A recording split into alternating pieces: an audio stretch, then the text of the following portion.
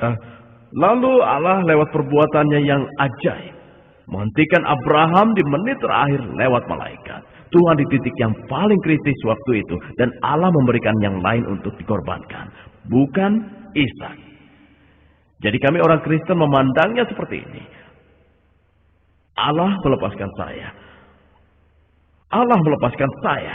Saya ada di posisi Ishak. Siapapun yang percaya pada Yesus berada di tempat Ishak. Allah melepaskan saya dari hukuman mati karena dosa. Ada hukuman mati ditimpakan pada saya. Dan keadilan Tuhan menuntut bahwa upah dosa adalah maut.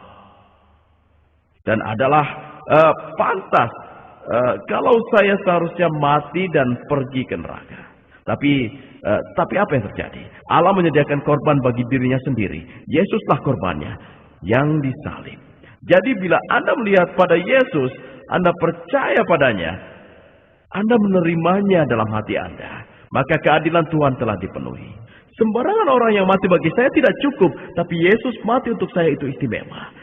Ada banyak orang yang rela mati untuk sesamanya. Ada beberapa suami yang rela mati bagi istrinya karena ia mencintai istrinya. Itu tindakan yang sangat satria.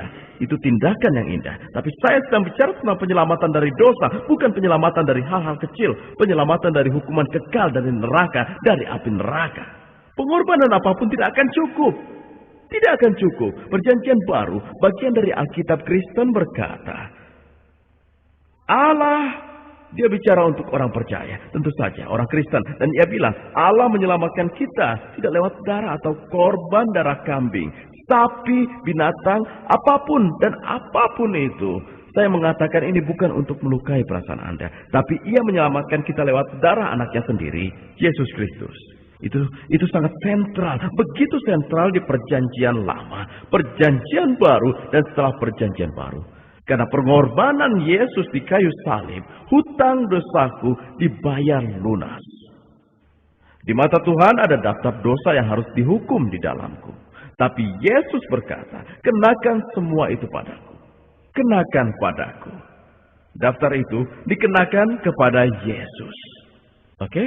Karena itu, tapi kalau orang lain mati untuk dosaku dan itu terjadi, saya tidak akan diselamatkan dari dosa. Tapi hanya satu orang tertentu, manusia yang sempurna, yang memiliki keistimewaan itu untuk mati bagi semua orang dan membersihkan dosa-dosa mereka. Sekarang ada banyak hal yang ditulis dalam perjanjian lama. Banyak hal, saya tidak akan membacakan semuanya. Saya hanya akan merangkumnya untuk Anda. Kalau Anda ingin mengutipnya, saya akan membantu Anda. Saya ingin tahu berapa banyak waktu yang tersisa? Sekitar 13 menit. Tersisa atau yang baru tersisa? Oh, sudah lama. Harus buru-buru. Oke. Perjanjian lama. Allah memberikan simbolis salib itu. Dan Anda ingat cerita tentang orang Israel yang diselamatkan dari Mesir. Cerita yang sangat terkenal dari Israel. Mereka jadi budak di Mesir selama beberapa ratus tahun. Lalu Allah menjenguk mereka dan menyelamatkan mereka lewat aksi mujizat. Dan ia memberi mereka simbol. Malam ini aku akan membunuh semua musuh, anak-anak dari musuh-musuh pada waktu itu, dan memaksa mereka melepaskan kalian. Dan ia menyuruh mereka menyembelih domba yang sempurna. Domba tanpa cacat, tanpa sakit, tanpa buta, tidak pincang. Domba yang sempurna. Dan Allah menyuruh mereka membubuhkan darah domba itu di ambang pintu rumah mereka. Dan malam harinya malaikat maut akan datang. Di rumah manapun yang tidak ada darah itu di ambang pintunya, maka anak sulungnya akan mati. Ini terjadi pada umat Kristen waktu itu. Mereka patuh dan mereka membubuhkan darah pada gerbang. Dan seluruh bangsa Israel malam itu juga diberi izin untuk meninggalkan Mesir. Jadi itu adalah acuan pada anak domba yang sempurna. Pengorbanan anak domba yang sempurna. Tidak sembarangan domba. Lewat anak domba yang sempurna itu ada keselamatan dari maut. Itulah mukjizat. Itulah simbolismenya. Itu bukan anak domba. Itu adalah simbol kedatangan Yesus kelak. Sekarang kita melangkah lebih maju. Satu ketika dalam sejarah Yahudi, mereka memberontak pada Allah. Mereka melakukannya berulang kali di peristiwa-peristiwa penting. Mereka melakukannya di Gunung Sinai. Lalu ular-ular datang dan menggigit mereka satu persatu. Dan banyak yang mati karena racun ular. Dan lalu Allah menyuruh Musa melakukan sesuatu yang amat aneh. Sangat aneh. Dia menyuruh Musa membuat patung ular dari perunggu. Dan memasangnya di tonggak yang tinggi. Dan setiap orang dari bangsa Israel yang melihat pada ular itu, maka dia akan disembuhkan dari bisa ular. Ada tulisan di Perjanjian Baru yang mengomentari itu. Begini, ular itu adalah simbol iblis. Ular bukanlah iblis. Ular hanyalah simbol dari iblis. Ular hanyalah binatang. Dan apa yang terjadi adalah, Yesus yang dipaku di kayu salib menjadi ular. Itu bagi kita ia yang sempurna. Lebih sempurna dari malaikat. Tapi ia bersedia untuk menjadi seperti ular yang berdosa. Di kayu salib. Anda melihat dia, Anda terima dia dalam hati Anda. Malam ini juga dosa-dosa Anda terhapuskan. Dosa Anda terhapuskan. Anda tidak perlu upacara religius tertentu. Malam ini dosa Anda dihapus saat Anda menerimanya. Anda melihat Yesus yang tersalib.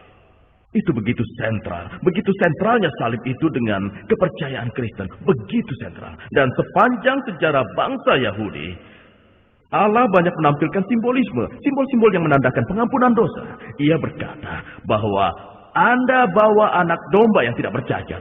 Tidak ada bercak padanya. Tidak buta. Ia tidak pincang. Umurnya tertentu. Hanya itulah yang aku terima sebagai korban upacara ritualmu. Allah sedang mengingatkan mereka tentang Kristus di masa depan. Anak domba yang sempurna dan tidak bercacat dari sudut pandang dosa. Sementara manusia hanyalah manusia biasa seperti Anda dan saya. Kuasa dan kekuatan ilahinya yang dimilikinya disisihkannya. Ia berjalan sebagai manusia biasa, sasaran dari kesakitan dosa. Maaf, bukan itu. Godaan dosa. Jadi, ini adalah hal yang sentral. Sekarang Anda tinjau Perjanjian Baru. Anda lihat Perjanjian Baru dan wacana tentang salib sangat nyata. Segala Perjanjian Baru didasarkan pada salib Yesus.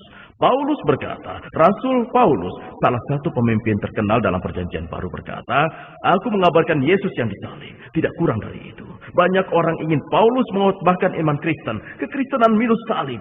Dia menolak melakukan itu. Ia bilang bahwa aku mengabarkan Yesus yang disalib.